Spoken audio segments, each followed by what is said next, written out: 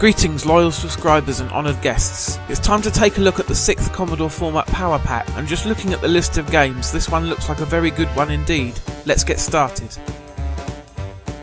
10th Frame is a detailed 10-pin bowling simulation from Access Software, the same publisher that brought us the highly acclaimed golf franchise Leaderboard. The graphics are nicely animated and the controls are fairly intuitive once you've read over the instructions inside Commodore Format Issue 6. While the sound is rather sparse with no music to speak of whatsoever, the sound effects are nice and realistic. A decent bowling game is always a fun time when played with other people, and this one is very well done with plenty of difficulty options. So grab a few mates, fire up the old bread bin and roll a few frames. The Mega Drive version of Shadow Dancer is one of my favourite games on the system, so I'm always interested in checking out the game on other systems. This one differs from the MD version because it's actually based on the original arcade machine, whereas Sega's home console version was an all-new game using the same dog mechanic. The controls on the C64 are a little tough to get used to because of course you only have the one button, so commanding your pooch, shooting and jumping up to higher areas are all done by holding down the button and moving the stick in different directions. Sadly, this demo is also completely lacking music. I would imagine the finished game did have some, but it does mean this demo feels a bit empty as a result. Overall though, despite being truer to its arcade parent, this version of Shadow Dancer is nowhere near as exciting and fun to play as the Mega Drive game. Chameleon is another game that, like quite a few that have featured on these tapes before it, can take some figuring out.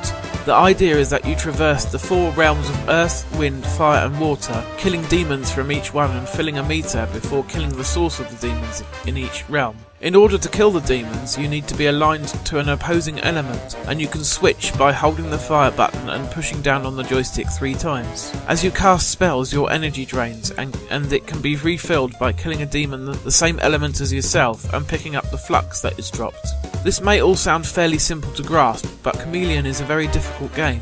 Your energy runs out very quickly, and stepping in puddles kills you in seconds.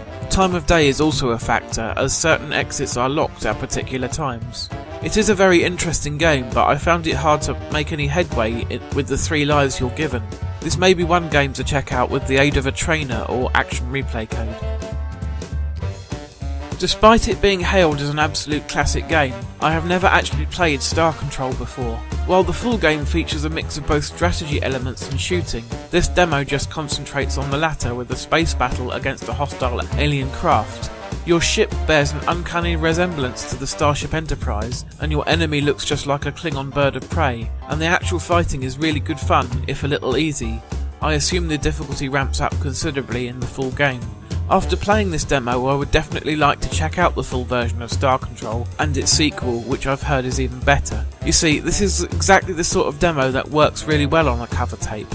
It's easy to understand and get into quickly, without having to study multiple pages of instructions beforehand. More like this please, Commodore Format.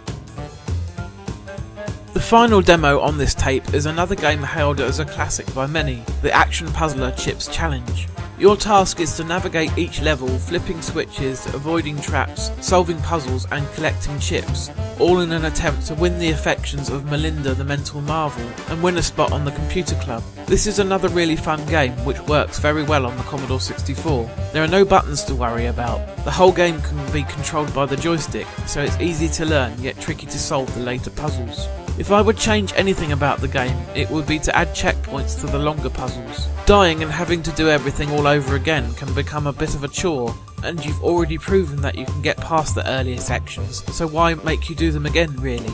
Other than that, Chip's Challenge is a great game, and this demo does an excellent job of giving you a taste of what the full game has to offer. So there we have it, another tape done. Overall, I think the quality of this one was pretty high, despite the demo of Shadow Dancer being a bit disappointing, and Chameleon being very complicated and difficult to get anywhere with. I'll see you again for Covertape Chaos number 7. I may not be able to crank these out quite as fast as I have been, because I'm juggling many different series at the same time on RMGB TV, but I'll try not to leave it too long. Take care.